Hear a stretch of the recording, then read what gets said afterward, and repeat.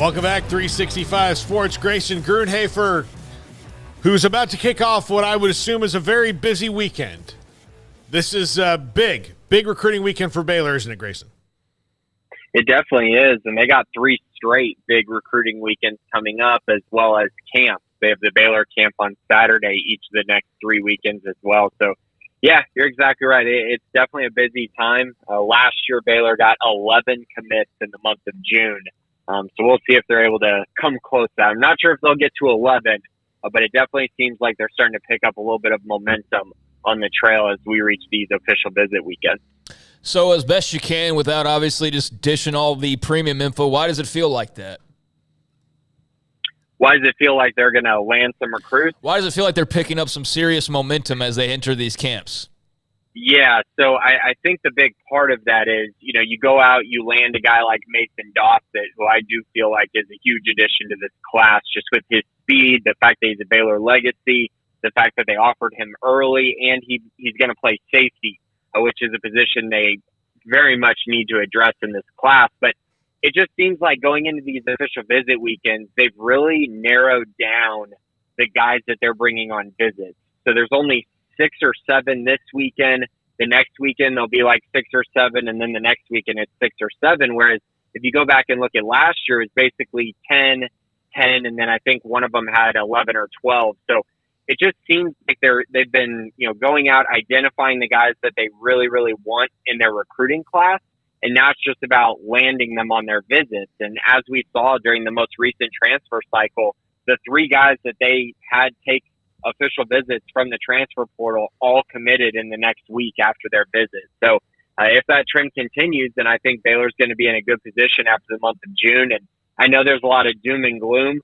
I've seen that all over the boards about, they're recruiting and everything like that. But I do think that there are some positives here as Baylor's starting to turn the corner a little bit with this recruiting class. We're starting to figure out who the main priorities are, and they're really starting to focus and narrow their sights on their key targets. And then, of course, later on, because of the lack of a restriction for official visits, they'll probably be able to have another official visit in July where they can go out and maybe find some more specific targets after this first wave. Grayson, if you had to pick one player you'd like to see them come out of this weekend or these next 3 weeks with, who would it be?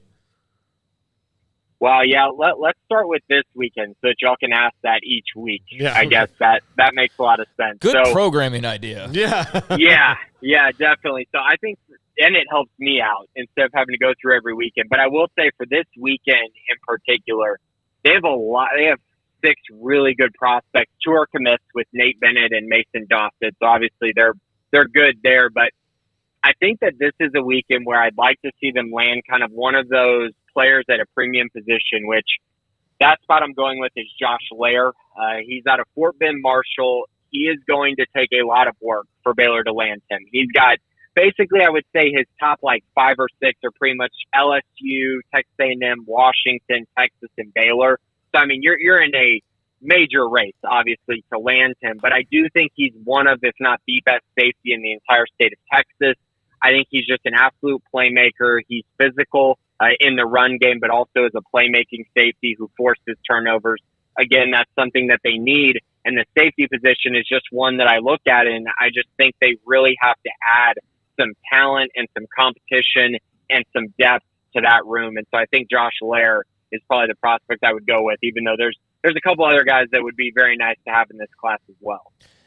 I know that it's impossible to have recruiting conversations now without bringing up name, image, likeness, and the effect that it's had. Especially, I know why there's a lot of pessimism is because when you mentioned that crop of schools that he's leaning towards, there's some big money NIL schools that Baylor is competing with, and I know they can do what they can do where they can do it, but my question is, how much of an effect have you really seen based on your coverage of a camp like this last year or the year prior or the very many years you've been doing this now? Has it been notable, the type of prospect that is showing up now versus maybe even a couple of years ago because of what they feel like they can actually do, or pull, I should say, in recruiting?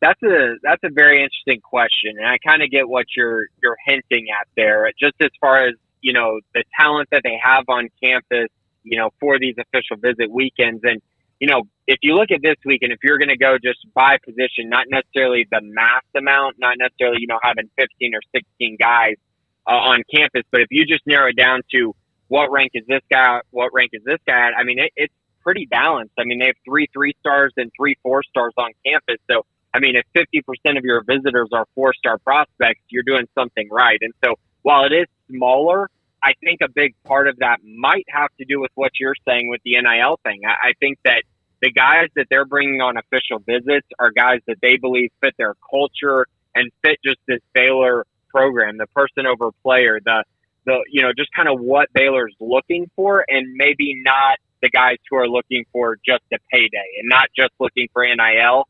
Because I think Baylor's at a point right now where if they get a feeling that a guy's only in it for NIL, and that's the sole thing they're looking for, then they're just going to be out. Because honestly, it's tough to waste your time on something like that when, you only have a finite amount of resources and you're not going to be able to spend it all on one player. And so I think that's a big part of it as well, right? Is that you got to focus your targets on specific guys, spend the NIL money where you can or use it strategically, but not necessarily have, 15 guys on campus and then, try to find a way to get all of them the same NIL resources. I just think that's really tough and not really the strategy that Baylor is working with. And we'll see if that pays off and we'll see if it doesn't. But I would say right now, I still feel good about the position that they're in, even with, them not competing at the highest level when it comes to NIL. How has the Austin Novosad situation that they had last year fundamentally changed how they approach things? Is that what you're talking about?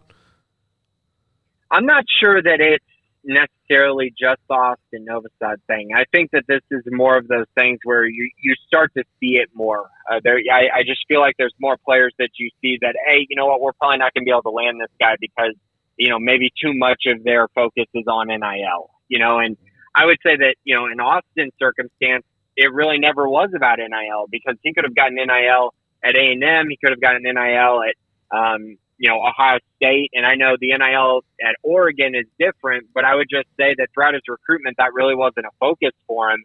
Now you could say at the end, maybe it was, but that's not something that you can really predict. And so I think right now this is more about just changing their philosophy, not based on one recruit, but more so just based on finding guys that are right for their culture. And really, that's not really a changing of their philosophy. That's just been the way Dave Aranda and the staff has approached it. But now NIL is just becoming such a bigger factor that you got to find ways to not just work around it, but utilize it in a proper way for your program. All right. So what kind of for those that don't really know and how all this works, what actually takes place this weekend when these guys get on campus?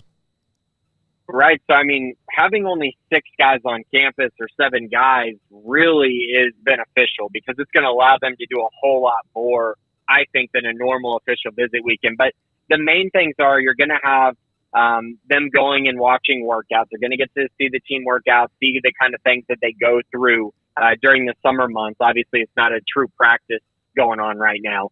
You'll have your coaches meetings, so players will get to talk with their specific coaches. They'll get to talk to Dave Aranda one-on-one. Most of these guys are going to get to talk to every coach, but of course having that position coach meeting is always big because it gives them an idea of their expectations when they come to Baylor, their fit in the defense or offensive scheme that Baylor's running, and also just building a better relationship with that coach in particular. Academics are another big thing. If a guy wants to early enroll, a lot of times they kind of get that figured out this weekend.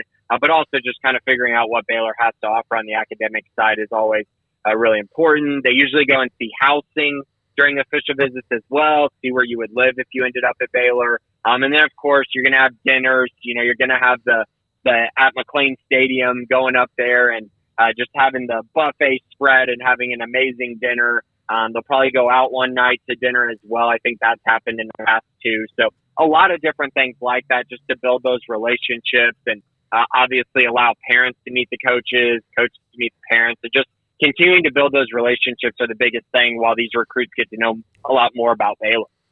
Grayson, a quick basketball question before we let you go. Olivia Kumwa not coming to Baylor. He's on his way to Michigan. Grant Nelson is down to Bama and Arkansas.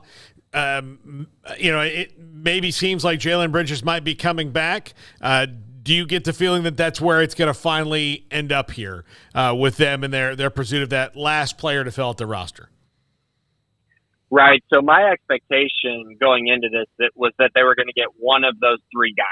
And I would say that it didn't necessarily matter which one of the three, but they had to get one of the three just to fill their starting spot at a forward position. And I think going into it, you would have liked Jalen Bridges to be that guy because he was the guy that was at Baylor last year. You'd like to see him continue to develop at Baylor, develop with a culture and bring that culture to the new guys on the roster. And so at the end of the day, if he's the one that comes back, I think that is honestly the ideal situation for Baylor. Now, I know a lot of people will say, well, what if you could get two of the three? And to that, I would say, yeah, that would be great, but that would have been more of a luxury than an absolute necessity, because if another guy came in, then that guy was coming off the bench. And I don't think that any of these guys wanted to come off the bench. That they're better players than that in my eyes, and they're guys who are looking at going to the pros the next year. And so they want an opportunity to play more minutes. And so I think for Olivier Comlois, that was a big part of it. He gets to go to Michigan and be the best player on that team. Whereas if he comes to Baylor, he's got the unknown of Jalen Bridges potentially coming back. And then it's also the factor of, well, he's still probably not going to be the best player on that team, even if Bridges doesn't come back. And so I think that was probably a big part of his decision. And ultimately, I think these dominoes that are falling, the fact that they didn't bring Nelson in on a visit, the fact that Comlois ended up choosing Michigan because I don't believe he could get guarantees at Baylor. For all those reasons, it leads me to believe that Jalen Bridges is coming back. And if he's not coming back, it leads me to believe that at least Baylor has a really good backup plan, whatever that may be. But yeah, I think my expectations right now are that Jalen Bridges is going to come back to Baylor. I still feel pretty good about that. It just does get kind of weird as we've waited, kind of this long. You would have expected that to have happened a little bit sooner, but I still feel pretty good about it right now. Grayson Grundhoefer, Sic'Em365.com. Grayson, have a great weekend. Talk to you soon.